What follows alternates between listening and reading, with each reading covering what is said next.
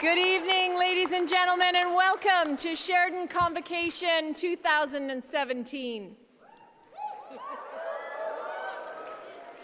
This evening, we are honoring graduates of the Faculty of Applied Science and Technology and the Faculty of Continuing and Professional Studies. My name is Janet Morrison, Provost and Vice President Academic, and I have the honor of serving as your Master of Ceremonies. As we gather here in celebration today, Sheridan would like to acknowledge that all of its campuses reside on land that for thousands of years before us was the traditional territory of the Mississaugas of the Credit First Nations, Anishinaabe Nation, Huron-Wendat, and the Haudenosaunee Confederacy. It is our collective responsibility to honor and respect those who have gone before us, those who are here, and those who have yet to come. We are grateful for the opportunity to be working on this land. Miigwech, thank you. To begin our convocation ceremony, please join our Honors Bachelor of Music Theatre performance students in singing a special extended version of our national anthem in honor of Canada's 150th and Sheridan's 50th anniversary.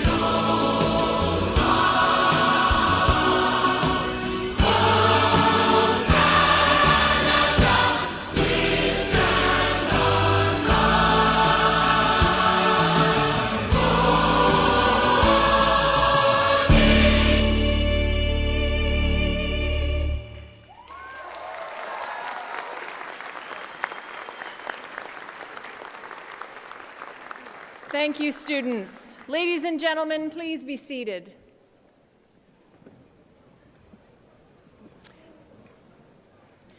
Convocation is a time to celebrate dedication, achievement, the culmination of goals, ambitions, and dreams, and a time to look forward to the future. Tonight, each of you will receive your diploma, degree, or certificate, which is the visible symbol of your journey at Sheridan. And as a community, we will acknowledge and honor special awards and distinctions that you have earned. For those family and friends who are watching our live stream today, welcome. Could you all please join me and wave to the folks that are watching us online? So, oh, come on, that's lame. Let's go. Arms up, arms up. Fantastic. Thank you very much. Last year at Convocation, we celebrated the installation of our inaugural chancellor, the legendary Hazel McCallion. Unfortunately, Chancellor McCallion is unable to join us for tonight's ceremony, but she asked me to extend her congratulations and best wishes to all of the students graduating this evening. It is now my pleasure to introduce Tony DePascal, representing Sheridan's Board of Governors, to bring greetings on behalf of the board. Mr. DePascal.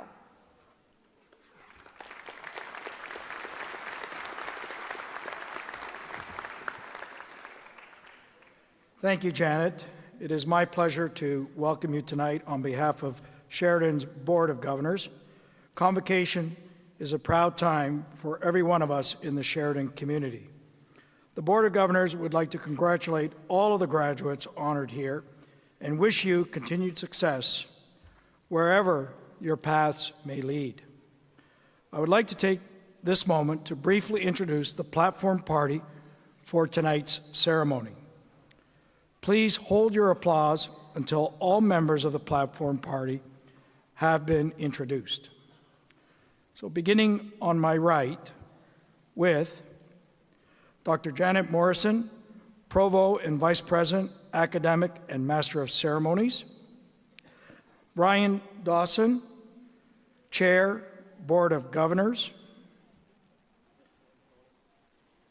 Dr. Mary Priest, President and Vice Chancellor. Bashir Fancy, Convocation Keynote Speaker. Linda Dalton, Registrar. Catherine Pullman, Valedictorian. Dr. Melanie Spence Arima, Vice Provost. Kozar Farouk, Executive Vice President, Hazel McCallion Campus, Sheridan Student Union. Elizabeth Dancy and Michelle McLaren, Convocation Readers. And members of Sheridan Administration. On my left, I would like to introduce Dr. Ian McNabb, Dean of the Faculty of Applied Science and Technology. Richard Finch, Interim Dean of Faculty of Continuing and Professional Studies. The Associate Deans, Bertha Skye, Elder in Residence. Paula Lang, Manager of the Center for Indigenous Learning and Support, and members of the faculty. Ladies and gentlemen, your platform party.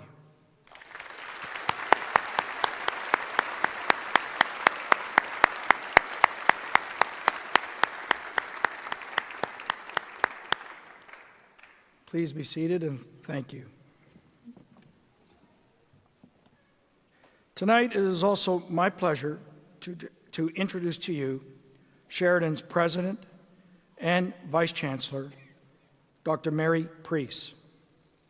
Dr. Priest became Sheridan's 7th President on November 1st, 2016, after serving as Provost and Vice President Academic since 2008.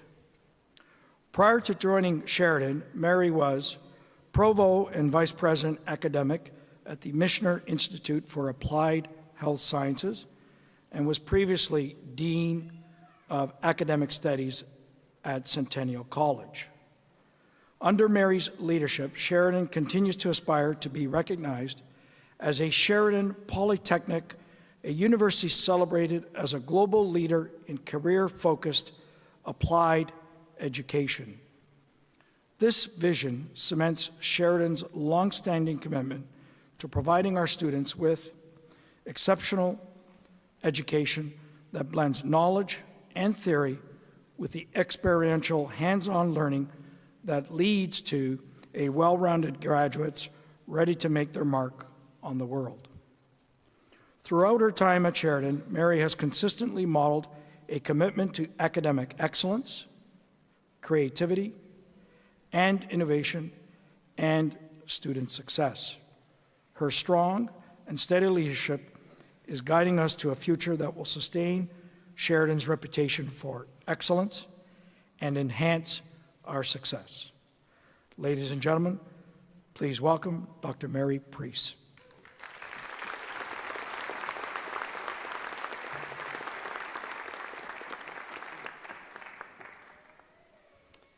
Thank you, Governor DePascal.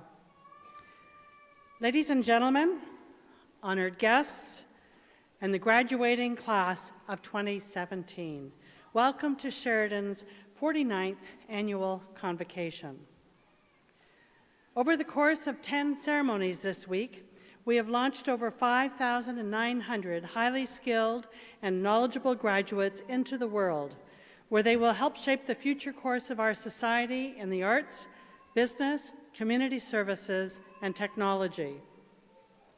Today, we are celebrating the graduates of the Faculty of Applied Science and Technology and the Faculty of Continuing and Professional Studies, and I would like to share with you a couple of highlights from this past year. In May, Sheridan Centre for Mobile Innovation received a $3.3 million investment from the Natural Sciences and Engineering Council of Canada's College and Community Innovation Program and the Canada Foundation for Innovation. This funding will support the centre in its mission of developing and refining technologies to address mobile challenges and opportunities. Also, last month, the third annual Cybersecurity Symposium took place at the Hazel McCallion campus, bringing together Sheridan experts and industry representatives to explore this increasingly vital topic. Sheridan has come a long way since our beginnings as a small community college with a few hundred students in 1967. Today, we're building on a rich legacy of creativity that has informed our evolution and growth into a multi-campus institution serving over 23,000 students from Ontario, Canada, and increasingly from around the world. We are embedding creativity into the curriculum across all programs to ensure our students have the resilience and flexibility to adapt and thrive in a rapidly changing world. We've also committed to offering an education that emphasizes hands-on, experiential learning, both inside and outside the classroom, and developing curricula with the input of industry to ensure that you, our graduates, will have a smooth transition to employment. Ladies and gentlemen, today we celebrate your academic achievements and the culmination of your Sheridan experience. The diploma, degree, or certificate that you will receive today is the emblem of your accomplishments and one that will serve you well as you embark on your careers.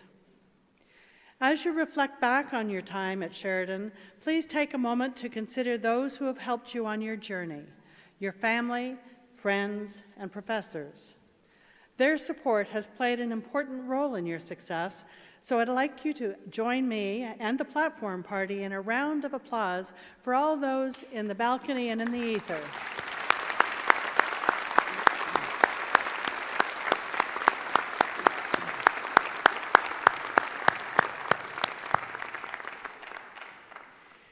Graduates, today you join the ranks of 170,000 talented individuals who are recognized locally, nationally, and internationally as Sheridan alumni.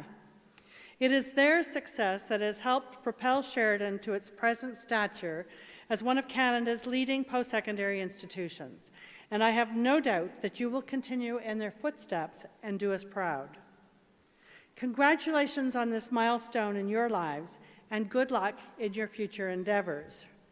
Remember, you will always be welcome at Sheridan, and we hope that you'll stay in touch.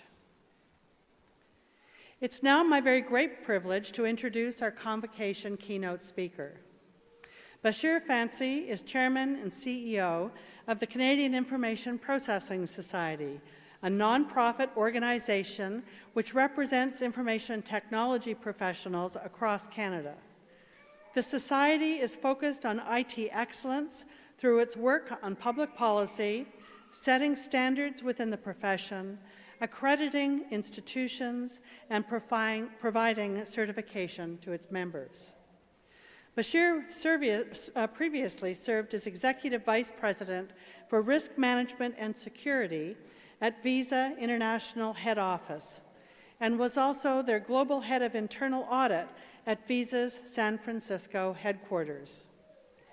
He has held senior executive advisor positions with Deloitte & Touche and Grant Thornton LLP, and managed operations at both Citibank and Air Canada. Bashir started his career with West, Wake & Price, which later became Price Waterhouse. Bashir is a frequent speaker at international conferences on governance, risk management and security, process improvement, big data, analytics, operational efficiency, and forensic work. Please welcome your convocation keynote speaker, Bashir Fancy.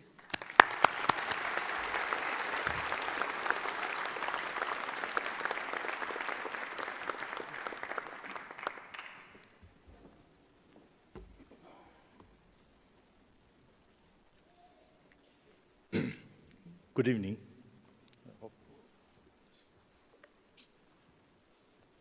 Bear with me a second, please.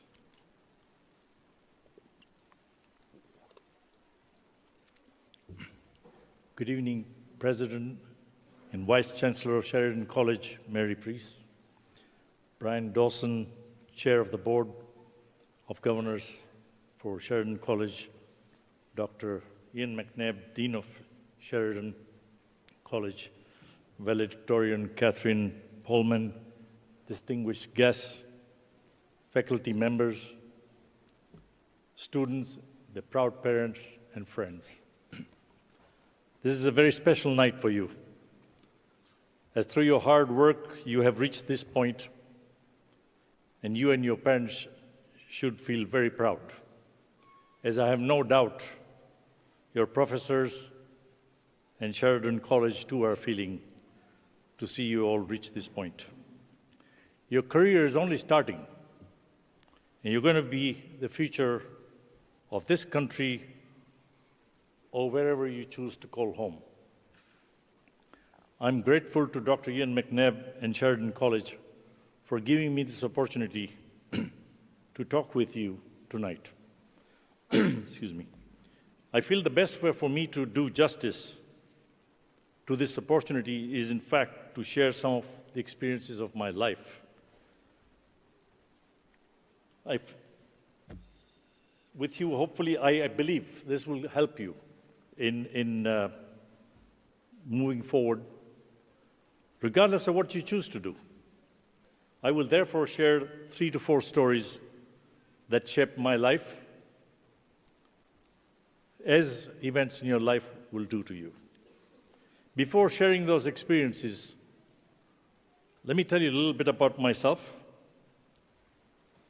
I'm sure it'll match with things that will happen to you. I was born in Kenya, educated in the United Kingdom, moved to Canada 41 years ago.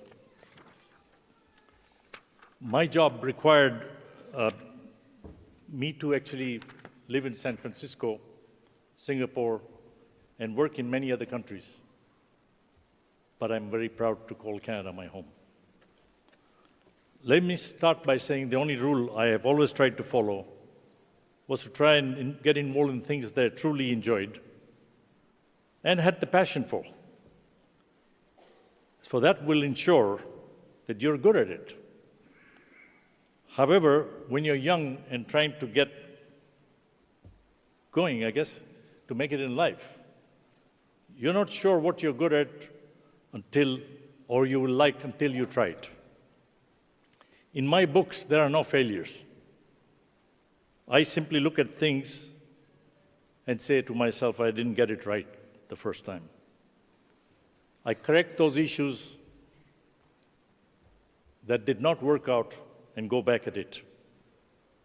The fact that something did not work out previously does not mean it will always be that way. You need to drill down and understand why it did not work out. You will understand my point as I go through and share some examples. A quote from Jon Stewart that I really liked. The unfortunate yet truly exciting thing about your life is that there is no core curriculum. The entire place is an elective. Think about it. So here's the first kind of experience or story of my life. I was involved in a very serious car accident, hit by a drunken driver while standing at a bus stop. The impact was so severe that it literally separated my left leg. Besides other serious injuries, the fact I actually spent 13 months in hospital.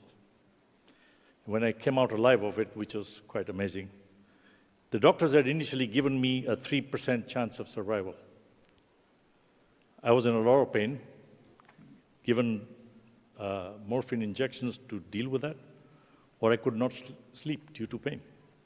This process continued for 3 months. One day, the doctors advised me that they were going to stop giving me the morphine injections due to the concern of getting me addicted. Naturally, I resisted. I was young, and I was informed and provided evidence that I had actually been receiving distilled water for the third month. So the 2 months was morphine, the third month was actually distilled water. Yet, it was having the same effect on me, it was having full effect. You want to think about this seriously. After much discussion, they convinced me, and I decided to try their approach. We agreed that they would actually prick me with a needle, and I would try to simulate the same effect. I was very successful. After a few days, the injections were stopped, and I was able to simulate exactly as if they were giving me the morphine injections. I've used that approach for headaches and other things in life. Now, what lesson did I learn? I just learned that my mind, just like everyone else here, was very powerful. All I had to do was believe in it, and the results were amazing. This has helped me immensely through my life in many different ways, whether it was in meetings, negotiations, managing or dealing with difficult situations. 13 months in hospital also taught me something else, and that was patience.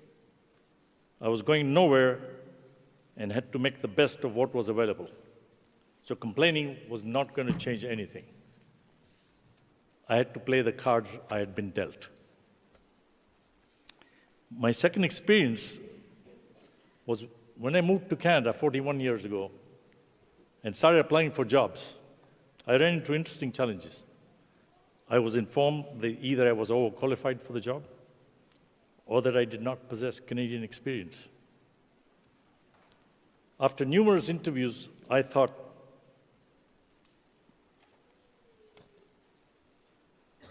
that every time I thought I had a job, it would end up in disappointment. So I decided to apply for a job through a temporary services agency. And I really underplayed my qualification. Voila, I got a temporary assignment. The tax year had completed, and there was a job available to add T4s with one of the banks. It was a clerical job and paid just over $2.25 an hour. I did not tell them anything about my accounting, finance, or audit background at that time. During my 2 weeks assignment, I discovered that they were not treating a certain financial entry correctly. I overheard a conversation between two very senior people. I didn't know that at the time, but which happened to right in front of me, about how a particular financial transaction should be handled in the books, i.e. a journal entry. I did something interesting. I wrote it up. I wrote up journal entry in how it should be dealt with correctly based on my expertise, sealed it in an envelope on my way out for lunch, and gave it to one of the two senior people who were involved in the conversation earlier, without saying one word. My note explained the rationale for my journal entry and that this was the best way to deal with the problem. The organization also approached the auditor to seek an answer. 2 days later, they received a response from the auditors, which was exactly the same as the one I had provided them. The bank was obviously surprised by this development, but they never said anything to me at the time. A couple of days before my assignment ended, I wrote up another note saying, whilst I said to them that I wasn't 100% certain about the exact amount, but I believed that the organization had been overpaying their taxes to Revenue Canada. By a good amount, in fact. Once again, I sealed the note, but this time I gave it to the supervisor to give it to the same executive to whom the note had been given previously. When I went to get my timesheet signed so I could get my 225, I guess, at the end of my assignment, I was sent to the executive who wanted to know how I was able to tell them how to handle a complex financial transaction using a journal entry. They also brought up my comment about them overpaying their taxes. Their inquiry to the employment agency produced very little. As you recall, I did not provide my qualifications or full qualifications to the agency. I explained to them why I had taken that approach and disclosed my full background. To make long story short, I was offered a permanent job and later ended up heading that department, which had about 60 people there. The bank also got a check for a pretty significant amount from Revenue Canada as the error of paying taxes had gone back quite a few years. What was the lesson I learned there? One does not know where the next opportunity is going to come from. So when you get a chance, you grab it with both hands. I also discovered things I love to do, and more importantly, I started expanding my skills after that incident because I realized it would help. The third experience, while standing behind an airline programmer, was doing some work for me. I noticed that the monitor had given a response back, SAM, S-A-M, sent error. In spite of the programmer telling me that this error he had seen a few times or many times before, ignore it, I did not. My investigation led to finding out that the previous programmer, by the way, whose name was Sam, had tried to write an application to communicate between two terminals using his code, I guess. We were able to retrieve that code as I was drilling it down that he had written. I then wrote up new specification with minor modifications, and we were able to introduce SAM, except that in this time, SAM was send a message.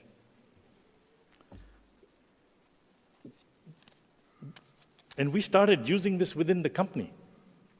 It allowed us to save significant amount of money for internal communication, Canada, Germany, Europe, the whole works. And we also introduced to travel agencies later on for tour bookings, hotel bookings, and it produced pretty good revenues for us. So what lesson did I learn here? The curiosity of what that error was led to a whole new product. It saved us a lot of money and in fact brought in tremendous revenues. A curious mind is a very good thing.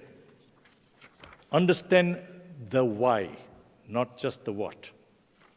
Very important. We always know the what, but why is very important. Now, the last and final story which brings everything together. When I took over as the head of internal audit, there was a report waiting for me for my signature. Other senior people had already signed it, but I was the head, so without me it was going nowhere. It was about 2 senior executives of the company who had actually violated the company rules. As such, the decision had been made to let them go. I refused to sign the report until I was personally satisfied as to what had happened and why. I knew these people were capable with excellent reputations, and I was unable to reconcile this contradictory behavior. It had already been established that rules had been broken. That was for sure. My in-depth review, however, brought some very interesting things to light. Rules were broken, definitely broken, but there was no violation of any ethics or integrity, and nothing was done for any personal gain. The violation by these two very capable people, or these two executives, led us to save millions of dollars and kept our market share and perhaps avoided potential legal issues later on. Unfortunately, these rules made by us had not kept pace with the times and had actually prevented people from doing the right thing. We were about to penalize two excellent people who had taken the initiative to do the right thing and to protect the organization. I did not let that happen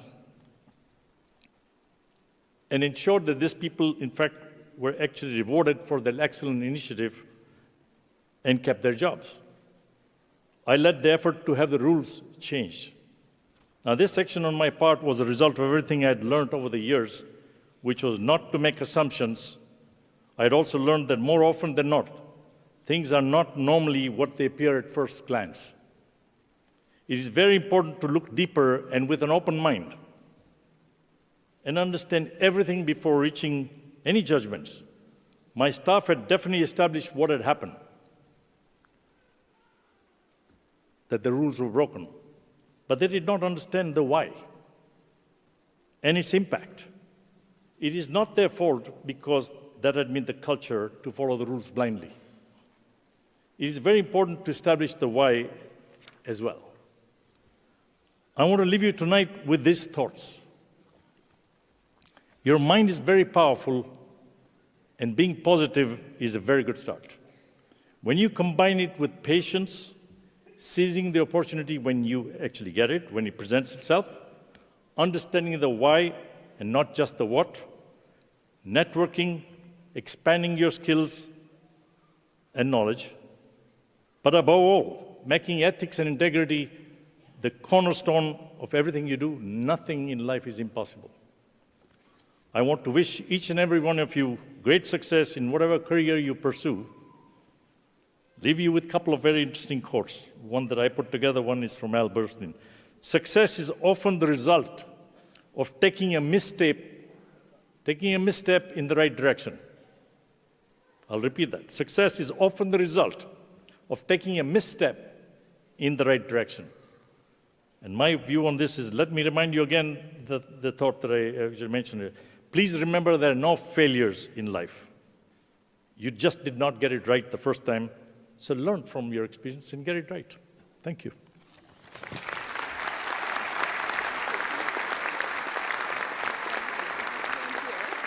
Thank you. Thank you so much, Mr. Fancy. On behalf of Sheridan, I want to present you with a glass sculpture handcrafted by Andrew Kuntz, Crafts and Design alumnus.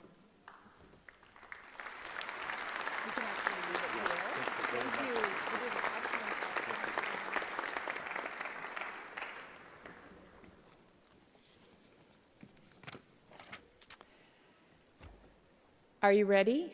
It's now time for that special moment, what you've all been waiting for, the presentation of diplomas, degrees, and certificates. With the benefit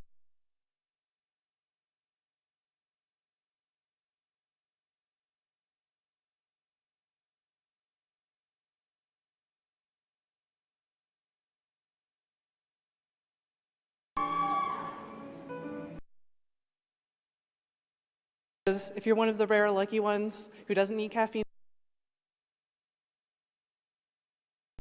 On behalf of Sheridan's Board of Governors, faculty, and staff, congratulations and very best wishes to the graduating class of 2017.